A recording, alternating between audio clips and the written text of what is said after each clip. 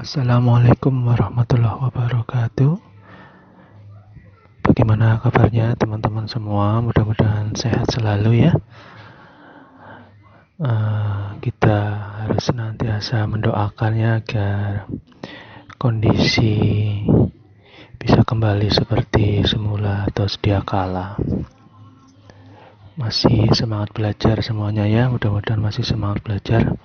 Walaupun pertemuan atau perkuliahan kita sifatnya jarak jauh, tidak bertatap muka, tapi masih tetap semangat. Baiklah teman-teman, untuk materi pada hari ini kita akan membahas salah satu keterampilan berbahasa, yaitu aspek berbicara.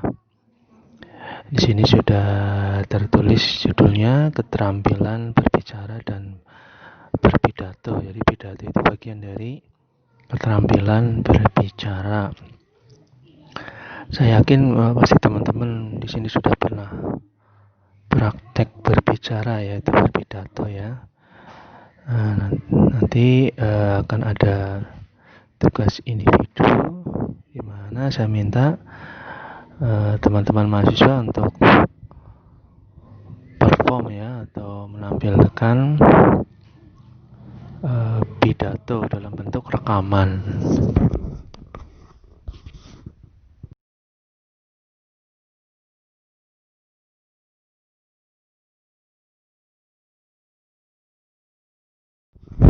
Ya, sebelum memasuki materi, saya akan menjelaskan dulu mengenai 4 aspek keterampilan berbahasa. Jadi, kalian juga harus tahu bahasa Indonesia itu dalam proses penerapannya ini meliputi ada aspek keterampilan yang harus dikuasai. Nah, aspek-aspek tersebut adalah menyimak, berbicara, membaca, dan menulis. Jadi 4 aspek keterampilan ini harus dikuasai oleh masing-masing mahasiswa, dan saya yakin sudah dikuasai oleh semuanya. Yang pertama adalah menyimak ya. Menyimak adalah keterampilan berbahasa yang paling awal ya, paling mudah. Karena di sini hal yang diandalkan adalah indera pendengaran. Walaupun terlihat pasif, sebenarnya menyimak adalah proses atau kegiatan berbahasa yang sifatnya aktif. Karena apa? Karena melibatkan indera pendengaran secara aktif dan pemikiran yang kritis dalam menyikapi hal-hal yang disimak. Menyimak juga kadang-kala disebut sebagai keterampilan berbahasa yang sifatnya misterius ya, karena contoh sederhana, saya tidak akan pernah tahu apakah Anda itu sekarang memang betul-betul sedang menyimak saya atau tidak. Walaupun secara fisik terlihat menyimak, tapi belum tentu secara kejiwaan. Ini yang disebut, atau ini yang akhirnya memberikan persepsi bahwa menyimak adalah kegiatan berbahasa, keterampilan berbahasa yang sifatnya misterius. Tapi walaupun saya tidak tahu, bisa dites sejauh mana kemampuan Anda dalam menyimak, yaitu dengan cara diberikan pertanyaan yang sifatnya langsung. Ya, jadi menyimak sebenarnya sudah dikuasai sejak ada di dalam kandungan. Maka tidak heran kalau misalkan ada bayi masih di dalam kandungan, janin ya, maaf ya, masih di dalam kandungan usia sekian bulan, ini ada yang atau disarankan ya untuk membacakan ayat suci Al-Quran. Mengapa kok bayi misalkan baru berumur 4 bulan sudah mulai dibacakan atau diajak komunikasi? Karena mereka sudah bisa menyimak, si janin ini sudah bisa menyimak di dalam rahimnya, cuma belum bisa merespon dalam merespon dalam bentuk bahasa. Kemudian yang kedua adalah keterampilan berbicara. Mengapa keterampilan berbicara harus dikuasai? Ya, ini harus dikuasai karena berbicara ini salah satu kegiatan di mana kegiatan berbicara ini mendukung proses interaksi sosial, proses beradaptasi. Ya, karena pada saat berkomunikasi kita menggunakan bahasa lisan. Walaupun sebenarnya ada bahasa tulisan dan bahasa isyarat. Ya, tetapi agar komunikasi berjalan dengan sempurna, maka harus menggunakan bahasa lisan melalui proses berbicara. Ya. Nah, keterampilan ini harus dilatih dan dikuasai. Ya. Nah, bagaimana cara berbicara yang terkonsep, ya, tidak asal bicara. Di sini ada keterampilan berpidato, ya.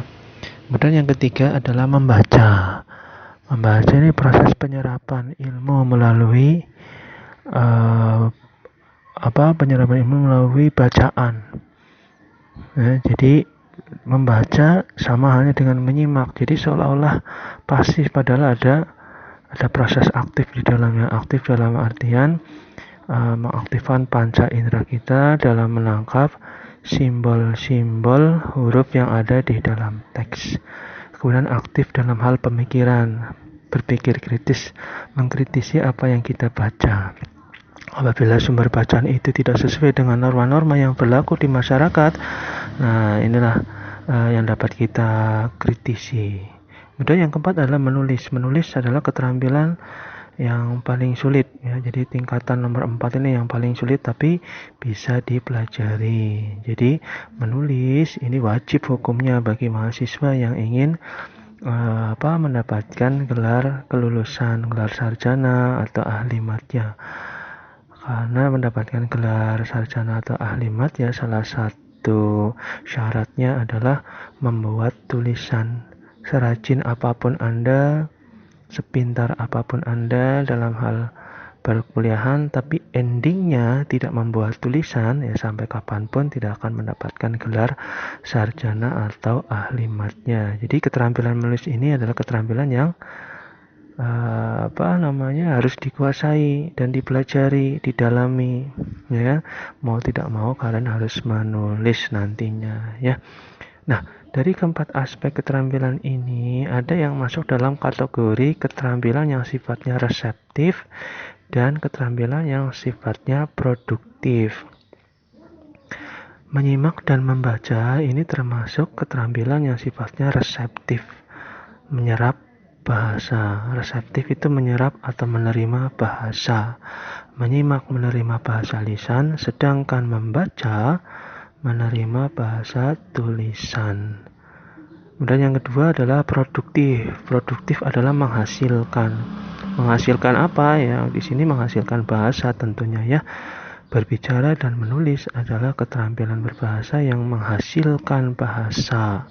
Berbicara menghasilkan bahasa lisan, sedangkan menulis menghasilkan bahasa tulisan.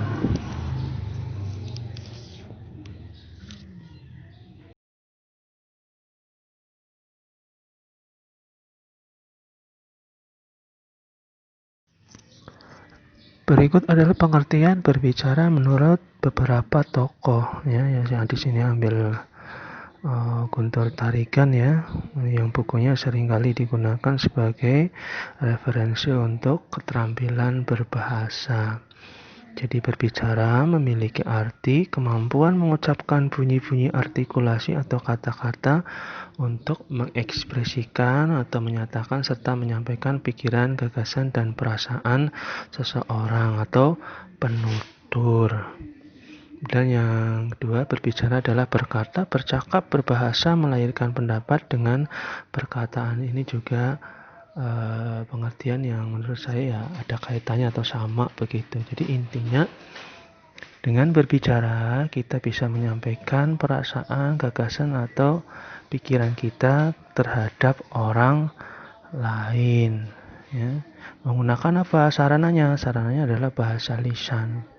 Makanya pada saat berbicara ada beberapa komponen yang senantiasa sebagai pendukung seperti intonasi, kemudian kejelasan vokal, tinggi rendahnya suara, kemudian gerak-gerik tubuh kita. Ini juga turut menentukan keberhasilan pesan yang disampaikan. Misalkan saya contohkan, pada saat kita marah, informasi yang marah terhadap orang lain ya, informasi yang akan saya sampaikan kepada orang yang saya marahi ini adalah dia harus tahu bahwa saya marah gitu. Maka nada atau intonasi yang saya tekankan pada saat berbicara itu lebih tinggi daripada biasanya. Ini supaya lawan bicara saya itu tahu bahwa saya ini sedang marah atau saya ini dalam mempunyai perasaan yang marah begitu. Nah, kemudian ditambah dengan gerak-gerik tubuh, mimik wajah dan lain sebagainya. Jadi memang berbicara ini cukup unik ya. Jadi harus betul-betul bisa dipelajari, dipahami, karena yang namanya keterampilan berbicara ini nanti akan berimbas kepada keberhasilan kita hidup dalam bermasyarakat. Atau misalkan kalian dalam dunia kerja ya kan, yang namanya orang kerja kan pasti berkomunikasi dengan lingkungan kerjanya, dengan atasan, dengan teman sejawat, atau dengan bawahan, atau dengan pasien. Misalkan kita bekerja pada lingkup fasilitas kesehatan seperti rumah sakit, klinik, dan lain sebagainya.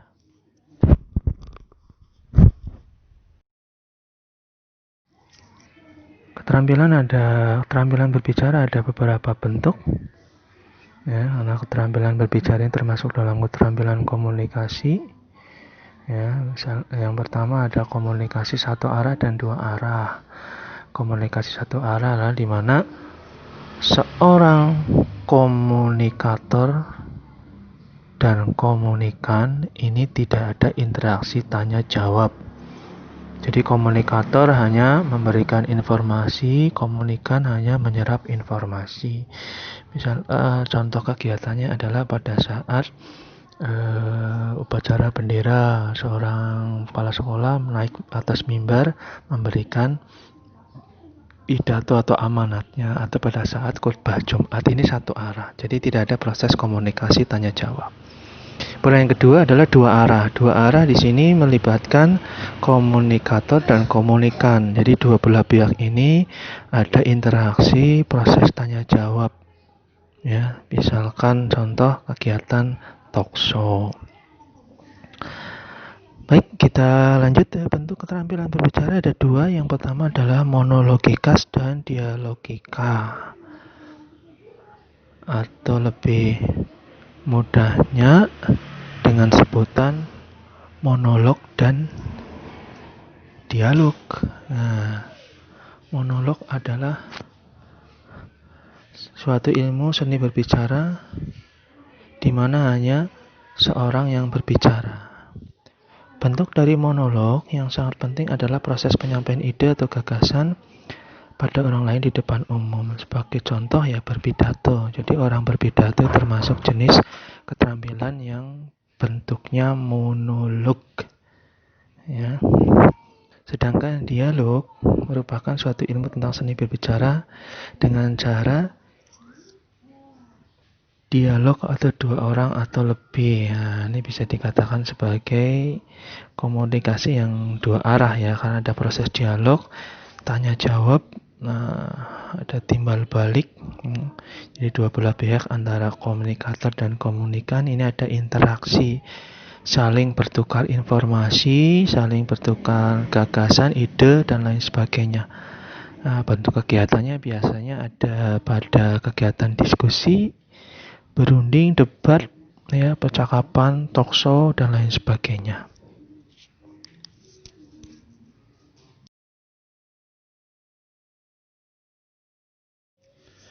Adapun manfaat dan tujuan keterampilan berbicara, ini ada 7 aspek, sudah saya ringkas, sebenarnya banyak sekali.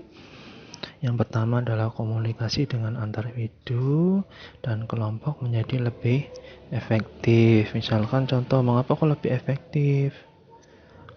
Jadi pada saat berpidato kita bicara di depan audiens, di mana audiens ini kan lebih dari satu orang, ya kan, bisa lebih dari satu orang, maka satu informasi bisa langsung dalam satu waktu dipahami oleh satu kelompok. Jadi ini cukup efektif ya untuk sarana penyampaian informasi. Contoh, pada saat upacara bendera, pembina upacara menyampaikan informasi mengenai kegiatan sekolah dalam satu waktu. Berkumpul semua kelas, informasi yang disampaikan ya oleh pembina langsung mengena kepada audiens, yaitu para siswa. Kemudian yang kedua, bisa melancarkan pertukaran informasi. Proses pertukaran informasi ya ada kaitannya dengan diskusi ya, dengan diskusi, berbicara, saling berinteraksi secara langsung. Ini bisa membuat pertukaran informasi menjadi lebih mudah, ya kan. Kemudian tentu menambah percaya diri. Nah ini biasa yang menjadi masalah adalah krisis percaya diri seseorang yang berpidato.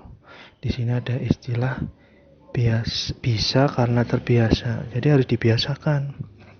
Ini seorang yang disuruh pidato, dia sendiri tidak pernah berbicara di depan umum sebelumnya, ini akan menjadi kendala. Tapi kalau sudah sering, insya Allah akan terbantu dari pengalamannya. Kemudian menambah karisma dan wibawa, ya tentu ya. Seorang yang berpidato ya dianggap orang yang sudah mahir dalam berbicara, ya tentu di mata audiens ya tentu orang yang berwibawa ya, atau mempunyai karisma begitu. Seperti contoh kita punya seorang proklamator ya, Insinyur Soekarno atau Presiden Soekarno, itu beliau adalah orator yang ulung ya. Nah pada saat berpidato ya sungguh karismatik. Kemudian salah satu faktor memperoleh pekerjaan, betul sekali. Kemudian menambah level nilai dalam diri, kemudian mendapat kepercayaan dari masyarakat tentunya.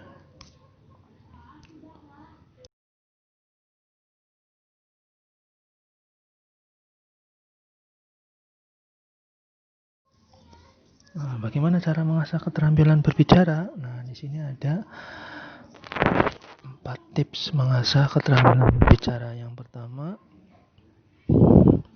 kembangkan keahlian berbahasa yang baik. Ya, keahlian berbahasa yang baik seperti apa? Karena pidato itu adalah masuk dalam jenis keterampilan berbahasa lisan yang sifatnya formal, maka ya yang bahasa yang digunakan yang baik adalah bahasa yang sesuai dengan kaidah penggunaan bahasa Indonesia yang baik dan benar. Kemudian mengasah keahlian mendengar. Ya, jadi dengan sering kita menyimak, ya, kita bisa mencontoh.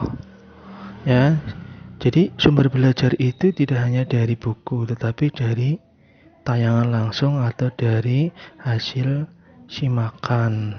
Jadi pada saat kita akan berpidato, kemudian kita bingung cari referensi, ya kita tidak hanya mencari dari buku, kita juga bisa mencari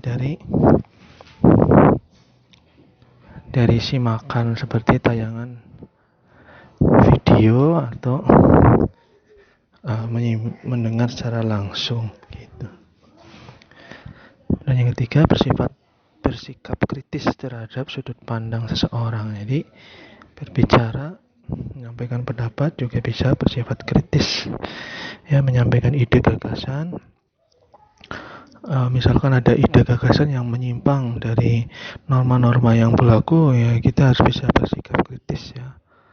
Bersikap kritis bukan berarti selalu protes, bukan, tetapi apa yang menjadi pemikiran kita itu wajib disampaikan, tetapi ada dasarnya atau dalilnya, istilahnya seperti itu.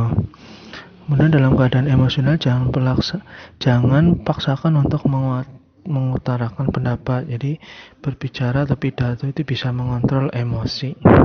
Ya, kadang-kadang kita pada saat emosi apa yang keluar dari lisan kita ya tidak terkontrol dengan baik. Jadi di sini pada saat pidato ini bisa juga mengontrol emosi kita. Jadi ada proses pembelajaran di sana. Ya, yang kelima, memiliki teman belajar bersama seperti organisasi atau komunitas. Ya, jadi kalau sering berdiskusi, berdebat dengan teman itu dapat menambah wawasan sekaligus juga menambah teman.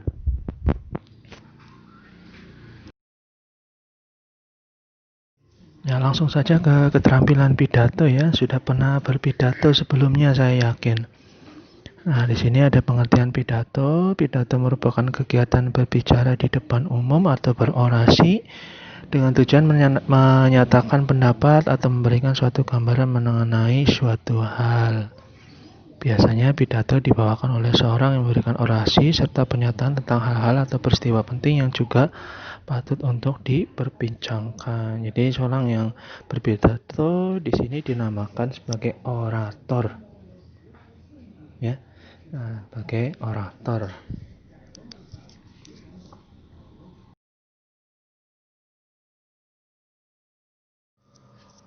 Ya, berikutnya adalah kriteria pidato yang baik. Ya, jadi pidato yang baik itu ada beberapa hal yang harus diperhatikan.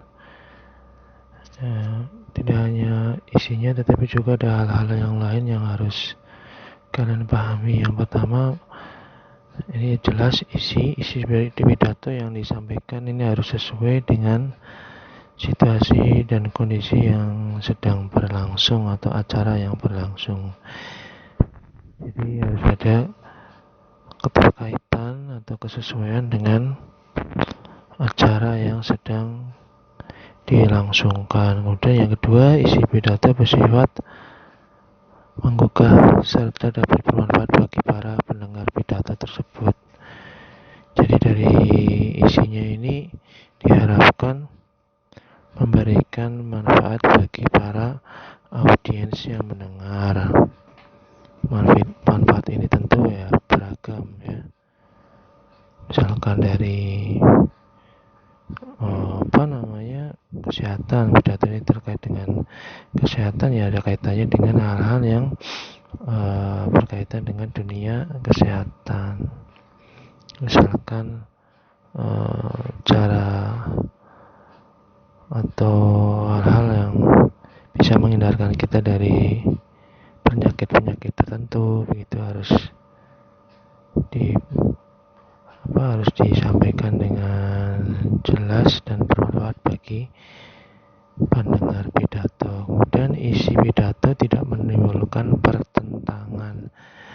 Jadi alangkah baiknya isi pidato yang disampaikan ini adalah isi pidato yang tidak menimbulkan pertentangan. Maksudnya adalah jangan sampai isi pidato yang disampaikan ini bertolak belakang dengan hal-hal yang mungkin sudah atau sering atau memang sudah diyakini oleh masyarakat luas begitu. Jangan sampai bertentangan, karena kalau misalkan bertentangan ya akan menimbulkan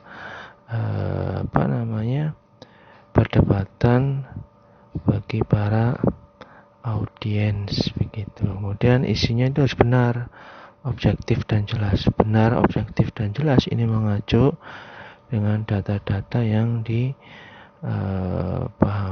atau data-data yang disampaikan oleh seorang orator. Jadi tidak hanya asal berbicara, tapi harus sesuai dengan fakta, kondisi yang ada. Objektif dalam artian apa yang disampaikan harus mendasar ya, ada referensi atau ada rujukan yang jelas. Kemudian bahasa yang digunakan harus bahasa yang mudah dipahami oleh pendengar ya, jangan sampai materi yang sudah bagus ternyata tidak bisa dipahami oleh audiens, kan sayang sekali. Hanya gara-gara penggunaan bahasa yang tidak universal, dalam artian hanya dipahami oleh sebagian besar atau sebagian kecil saja audiens yang ada pada saat itu. Contoh misalkan penggunaan bahasa Jawa, sementara audiens ini kan tidak semuanya orang Jawa katakanlah, maka agar lebih aman ya kita menggunakan bahasa Indonesia. Kemudian bahasa yang disampaikan itu harus santun ya, bahasa yang santun ya, bahasa yang sopan ya. Lebih baik kita mengacu pada penggunaan bahasa Indonesia yang baik dan benar. Kemudian kita harus terlihat low profile atau rendah hati di depan audiens, jangan terlalu berkesan menyombongkan diri. Kalau kita itu bisa paham, tahu daripada audiens. Jadi merendahkan audiens itu tidak boleh dalam berpidato. Jadi kita harus tetap rendah hati, ya, tidak perlu sombong pada saat berpidato.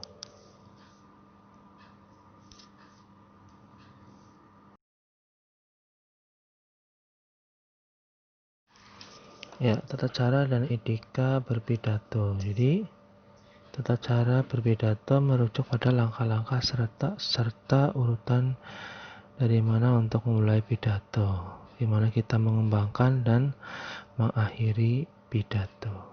Etika berpidato lebih menunjuk pada nilai-nilai kepatutan yang harus diperhatikan serta dijunjung ketika pada saat seorang sedang berpidato. Jadi tata cara atau etika berpidato di sini yang pertama ya, bagaimana cara kita memulai pidato. Biasanya kalau orang mau memulai pidato ya harus menyapa ya gitu. Sebagai orang Islam ya kita harus mengucapkan salam ya. Kemudian yang kedua, bagian mengembangkan isi pidato di sini, hal-hal yang menjadi materi harus disampaikan dengan jelas, kemudian tidak ada hal yang ditambah-tambahkan atau dikurang-kurangi. Ya, apa yang disampaikan ini harus sesuai dengan data fakta yang ada. Kemudian jangan terlalu memberikan kesan sombong di depan audiens. Jadi kita harus tetap low profile begitu ya, dan jangan menggunakan nada-nada yang tinggi atau teriak dalam berpidato, karena hal ini bukan membuat audiens jadi tertarik dengan pidato kita, malah justru akan mengganggu audiens, karena dengan berteriak-teriak saat berpidato ini ya kesannya menjadi terlalu berlebihan. Kemudian ada awal, ada akhir ya. Jadi pidato langkah baiknya diakhiri dengan salam ya, dengan salam. Kemudian biasanya ada simpulan ya, simpulan kemudian diakhiri dengan salam. Nah ini etika berpidato secara umum ya, secara sederhana seperti itu. Kemudian yang tidak tercantum di slide ini yaitu etika dalam berpakaian. Jadi pada saat pidato kita ya langkah baiknya menggunakan pakaian yang rapi, sopan ya, jangan menggunakan pakaian-pakaian yang mengundang gelak tawa penonton ya, atau mengundang perhatian lebih dari penonton. Karena apa? Karena pakaian yang kita kenakan ini tidak sesuai atau bertolak belakang dengan acara yang sedang berlangsung. Yang namanya pidato kan biasanya suasana yang terjadi adalah suasana formal ya, kita harus sesuaikan dengan suasana tersebut, khususnya untuk pakaian ya.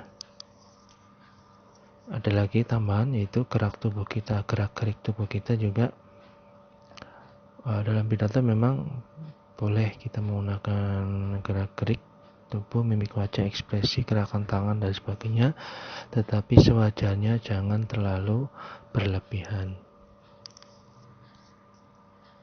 karena sesuatu yang berlebihan tidaklah baik. Oke.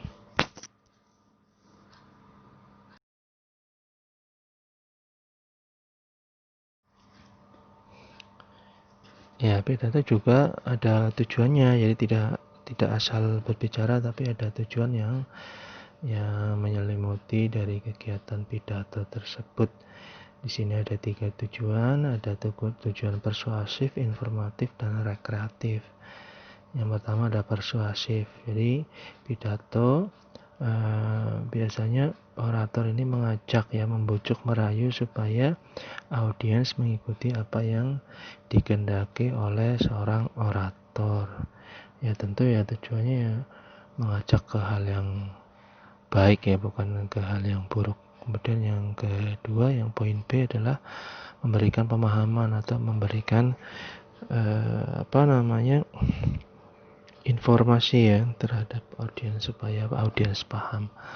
Dan yang C ini biasanya bonus ya, pidato juga kadang-kala bersifat menghibur ya, rekreatif, mengundang gelak tawa. Biasanya pidato jenis ini ya, contoh yang sering kita lihat adalah stand up comedy, itu termasuk jenis pidato, cuma tujuannya rekreatif, yaitu untuk menghibur.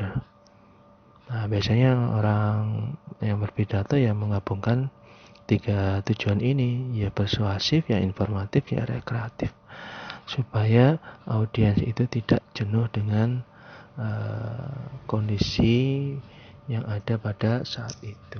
Karena yang namanya orang pidato kan, kalau misalkan lurus saja itu kadang-kala membuat audiens merasa jenuh. Kadang-kala kita perlu trik ya supaya tidak jenuh ya, itu seperti memberikan beberapa candaan ya atau guyonan yang tentu yang jangan terlalu berlebihan ya, begitu.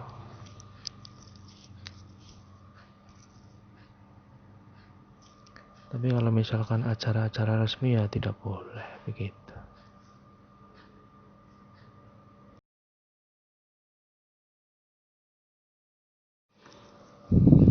Ya, kembali lagi ya, metode pidato ya berikutnya ya. Jadi pada saat pidato kita bisa memilih, ada beberapa metode yang bisa kita lakukan. Yang secara umum metode pidato itu dibagi menjadi 4 ya. Ada impromptu, kemudian ada hafalan, ada naskah, dan ekstemporan. Kalau impromptu ya pidato ini dilakukan secara spontan ya, tidak ada persiapan apapun atau tidak ada persiapan terlebih dahulu. Tapi walaupun spontanitas, jelas materi yang disampaikan ya tidak boleh melenceng dari acara yang sedang berlangsung, jadi tetap disesuaikan. Cuma bedanya di sini sifatnya spontanitas, tidak ada persiapan. Nah, di sini dibutuhkan pengetahuan yang luas oleh seorang orator, karena pada saat menyampaikan materi dia memang betul-betul tanpa persiapan sama sekali. Tapi dia punya bekal, yaitu pengalaman ia dari hasil membaca atau hasil menyimak dan lain sebagainya. Kemudian yang kedua adalah hafalan ya. Ini metode hafalan ini juga cukup susah, karena orator diberi kesempatan untuk menulis sekaligus menghafalkan. Di sini dibutuhkan yang namanya daya ingat yang tinggi. Kemudian yang ketiga adalah naskah. Nah, metode naskah ini metode yang paling mudah ya, karena pidato yang disampaikan ini dengan cara membaca naskah keseluruhan. Tapi yang menjadi kurang tepat metode naskah ini, biasanya orator ini hanya terlalu fokus pada naskah ya, sementara yang namanya pidato itu kan proses komunikasi. Ada audiens di depan kita yang setia mendengarkan ya, jadi jangan sampai pidato menggunakan naskah ini kita 100% terpaku pada naskah. Ya, sesekali kita melihat naskah, sesekali kita melihat audiens, karena kita sedang menyampaikan informasi untuk audiens, bukan untuk diri sendiri. Nah, metode naskah ini biasanya digunakan pada saat pidato yang sifatnya resmi, yang kaitannya dengan kenegaraan. Maka jangan heran kalau kita sering melihat seorang presiden atau seorang menteri yang berpidato, mereka membaca naskah yang sudah dipersiapkan. Nah, ini tujuannya untuk menghindari kesalahan-kesalahan berbahasa ya, kemudian kesalahan-kesalahan informasi, karena ini menyangkut kepentingan orang banyak. Kemudian yang keempat adalah ekstemporan ya. Metode ini adalah metode yang menurut saya paling oke lah begitu ya, karena ada segi hafalannya juga, kemudian ada segi impromptunya juga, ada segi membacanya juga. Tapi yang dibawa di sini pada saat pidato menggunakan metode ekstemporer bukan naskah pidatonya, melainkan sebuah catatan kecil yang berisi garis besar isi pidato yang disampaikan. Untuk menggunakan metode ini dibutuhkan kemampuan improvisasi yang bagus dari seorang orator. Ya, orator juga harus memiliki wawasan yang luas, pengetahuan yang banyak terkait dengan topik yang akan disampaikan. Nah, kelancaran berbahasa di sini sangat diharapkan ya. Jadi memang dibutuhkan latihan dan rutinitas secara terus menerus ya, kontinu ya, berlatih secara kontinu, jangan sampai terputus-putus. Karena yang namanya orang pidato itu kan diharapkan ya lancar dalam berbahasa, kemudian mudah dalam menyampaikan materi, kemudian mudah dipahami oleh audiens.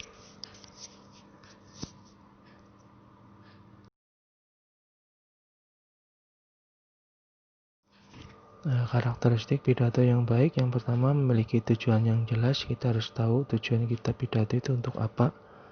Ya, kalau untuk menyampaikan informasi terkait dengan topik tertentu ya sampaikanlah informasi itu sejelas-jelasnya.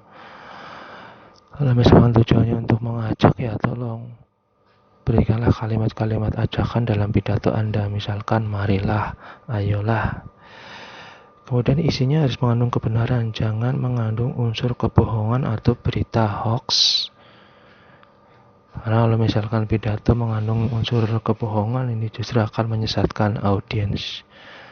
Audiens akan merasa bingung dan ya tentu akan timbul pertentangan di antara audiens atau orang yang menyimak pidato Anda. Kemudian cara penyampaiannya sesuai dengan para pendengar. Sesuai dengan para pendengar maksudnya adalah apa yang kita hadapi ya, audiens, misalkan audiens ini dari rentang usia berapa atau dari kalangan apa, ya kita harus menyesuaikan. Ya, bahasa kita juga harus menyesuaikan, gerak-gerik tubuh kita juga harus menyesuaikan. Kalau kita berpidato di depan pejabat pemerintah ya kita tidak boleh istilahnya selengean atau bercandaan ya, karena kita kalau di sini melibatkan para pejabat dan situasinya jelas formal ya, jadi bahasa yang digunakan harus bahasa formal. Tapi kalau kita di hadapan pada kondisi yang informal ya, misalkan acara santai begitu ya, tentu bahasa yang kita gunakan, gerak-gerik tubuh kita yang kita gunakan juga harus disesuaikan. Kemudian menciptakan suasana efektif dengan pendengar. Suasana efektif maksudnya adalah di sini orator mempunyai atau diharapkan mempunyai kemampuan untuk menguasai panggung ya, menguasai panggung agar pendengar tetap fokus dengan apa yang disampaikan. Efektif ini dalam artian materi yang kita sampaikan itu betul-betul tersampaikan dengan jelas ke audiens atau pendengar. Penyampaian jelas dan juga menarik. Penyampaian jelas dan juga menarik ini juga perlu diperhatikan karena seringkali audiens akhirnya mengalihkan perhatian ke hal-hal yang lain. Karena apa? Karena orator itu tidak menarik. Tidak menarik dalam artian ya, yang pertama materi yang disampaikan tidaklah menarik ya, kemudian gaya penyampaiannya yang monoton, gerak-gerik tubuhnya yang terlalu kaku, ini juga berpengaruh terhadap hilangnya minat audiens untuk menyimak dengan seksama isi pidato. Jadi di sini menarik ya, kita bisa berikan contoh-contoh real, kondisi real yang sedang terjadi di masyarakat, misalkan hal-hal yang terbaru begitu, viral begitu, ini juga salah satu menjadi hal yang menarik. Kemudian vokal kita harus jelas. Intonasi, artikulasi, volume juga harus jelas. Walaupun kita menggunakan pengeras suara, ya tentu kita harus pandai-pandai mengatur intonasi, artikulasi supaya itu tadi, perhatian audiens tidak teralihkan oleh hal yang lain. Kemudian artikulasi, melafalkan bunyi bahasa itu harus jelas. A, I, U, E, O-nya itu harus jelas. Ini supaya terhindar dari tafsiran yang berbeda dari audiens. Kemudian intonasi, ya, intonasi di sini tadi saya menjelaskan untuk naik turunnya lagu kalimat, ya. Volume yaitu kuat lemahnya mengucapkan suatu kata-kata atau kalimat. Jadi walaupun menggunakan pengeras suara, ya kita harus pandai-pandai mengatur intonasi yang kita gunakan agar jangan tidak mengganggu audiens. Misalkan kita berpidato dengan nada tinggi terus, jadi harus ada variasi nada begitu, ya.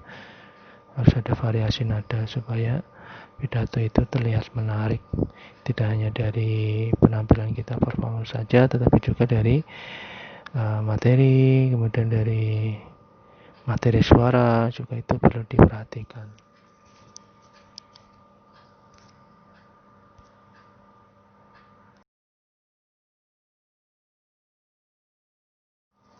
Ya, sistematika pidato. Jadi pidato itu diawali dengan pendahuluan terlebih dahulu, ya.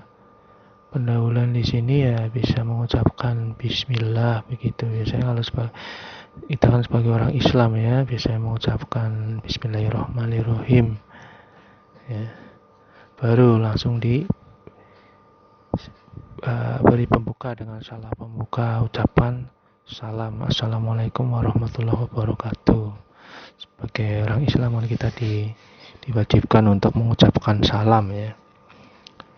Kemudian ditambahkan kalau misalkan audiens ini ada yang dari kalangan non muslim, biasanya diberi tambahan salam sejahtera untuk kita semua. Nah, setelah itu ada sapaan, ya, sapaan kepada audiens. Misalkan kita berada di depan Sivitas Akademika Universitas Harapan Bangsa Purwokerto. Di situ ada rektor, ada dekan, ada kaprodi, ada dosen, ada karyawan, ada teman-teman mahasiswa, maka harus disapa. Yang disapa adalah orang dengan posisi jabatan tertinggi dahulu, misalkan rektor, kemudian ada dekan, ada ketua jurusan atau kaprodi, bapak ibu dosen, kemudian karyawan TU, baru teman-teman sejawat atau rekan sejawat. Setelah itu mengucapkan syukur kepada Tuhan Yang Maha Esa karena rahmat dan hidayahnya masih diberi kesempatan untuk berdiri di depan untuk menyampaikan pidato, itu juga boleh. Jadi ucapan puji syukur ini fleksibel, ya, silakan dicari sendiri referensinya, ya. Begitu, asal ya jangan terlalu panjang, ya, yang secukupnya saja. Yang jelas inti dari ucapan puji syukur, ya, yang pertama paling utama adalah mengucapkan syukur kepada Tuhan Yang Maha Esa atau Allah Subhanahu wa Ta'ala. Kemudian pengantar ke topiknya, sebelum masuk inti, ya, alangkah baiknya pada saat berpidato sebelum masuk inti kita memberikan pengantar atau pendahuluan dulu.